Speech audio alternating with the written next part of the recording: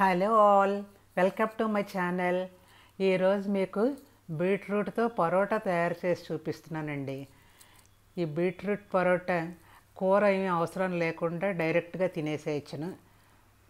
ఈ పరోటా చేయడానికి ముందుగా ఒక బౌల్ తీసుకొని అందులో 2 కప్పులు బీట్రూట్ పల్ప్ వేసుకొని ఒక 2 స్పూన్స్ నువ్వుల పప్పు, ఒక స్పూన్ కారం, ఒక స్పూను ఉప్పు,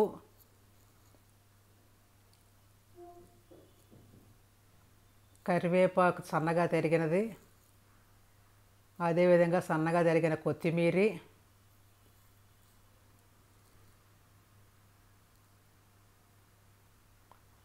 అల్లం పచ్చిమిర్చి పేస్ట్ 2 స్పూన్స్,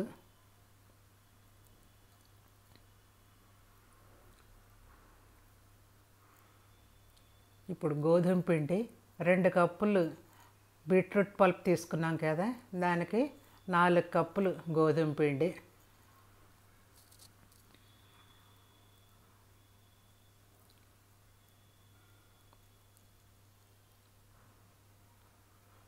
గోధుమ పిండి వేసిన తర్వాత నీళ్లు వేయకుండా ఈ పిండి అంతా కూడా బాగా కలపాలి.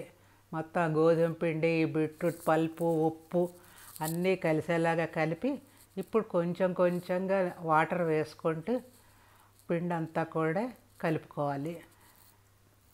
గట్టిగానే కలుపుకోవాలి పిండిని. బీట్రూట్లో కొంచెం వాటర్ ఉంటుంది కాబట్టి మనం కలిపిన కాసేపటికి మళ్ళీ ఆ వాటర్ అంతా బయటకు వచ్చి పిండి పలచబడిపోతుంది. అందుకని గట్టిగా కలుపుకుంటే మన ఒక అరగంట తర్వాత కరెక్ట్గా మనకి చపాతీ చేసుకోవడానికి సరిపడా పిండి తయారవుతుంది మనకి. ఇదిగో ఈ రకంగా గట్టిగా కలిపి పెట్టుకోవాలి.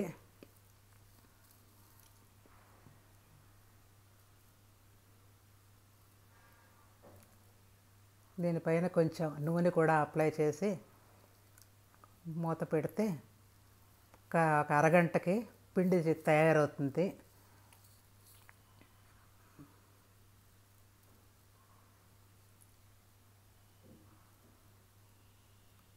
అరగంట తర్వాత మూత తీసి ఆ పిండి కావలసిన సైజులో ఉండలు చేసుకొని పెట్టుకొని ఒక రోటీ ప్రెస్ పైన ఈ చపాతీలన్నీ కూడా ఒత్తుకొని కాల్చుకోవాలి. మీకు ఏ సైజు కావస్తే ఆ సైజు తయారు చేసుకోవచ్చు. ఈ రోటీలన్నీ ఇలాగ కాల్చుకుంటే 2-3 రోజుల వరకు మీకు పాడవకుండా ఉంటాయి. ఆఫీస్ నుంచి వచ్చిన వాళ్ళు చక్కగా దీన్ని తినేసేయచ్చు. ఇదిగో స్టవ్ పైన ప్యాన్ పెట్టి వేడెక్కిన తర్వాత ఇదిగో ఈ రకంగా అన్నీ ఒత్తి పెట్టేసుకోవాలి. ఈ పుల్కా కాల్చడానికి కావలసిన పదార్థాలు ముందుగా ఒక హాట్ ప్యాక్, ఒక అట్లకాడ లేకపోతే ఫ్లాట్ గరిటె, నెయ్యి లేదా నూనె, ఇవన్నీ కూడా ముందుగానే రెడీ చేసి పెట్టుకోవాలి. పెనం వేడెక్కింది. ఇప్పుడు ఇలా ఒక్కొక్కటిగా ఈ చపాతీలన్నీ కూడా వేసి మీడియం ఫ్లేమ్లో స్టవ్ పెట్టుకొని అన్నీ కాల్చుకొని పెట్టుకోవాలి.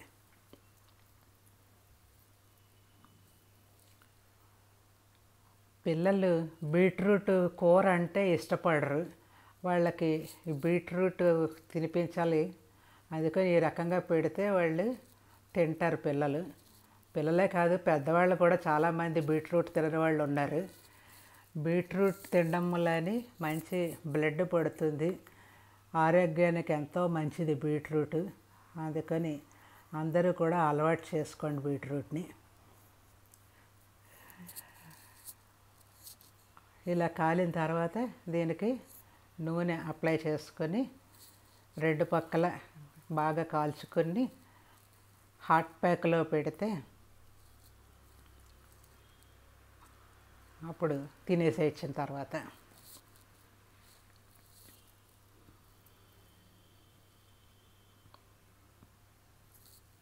ఇదిగో ఈ రకంగా కాలిపోయిందండి. ఇదే విధంగా మొత్తం చపాతీలన్నీ కూడా కాల్ చేసుకొని ఒక్కసారిగా పెట్టేసుకుంటే అయిపోతుంది. తర్వాత ఇలా సర్వింగ్ ప్లేట్లోకి పెట్టుకొని దీనికి పెరుగు నిమ్మకాయ పచ్చడి కాంబినేషన్ తోటి అదిరిపోతుందండి. Thank you for watching.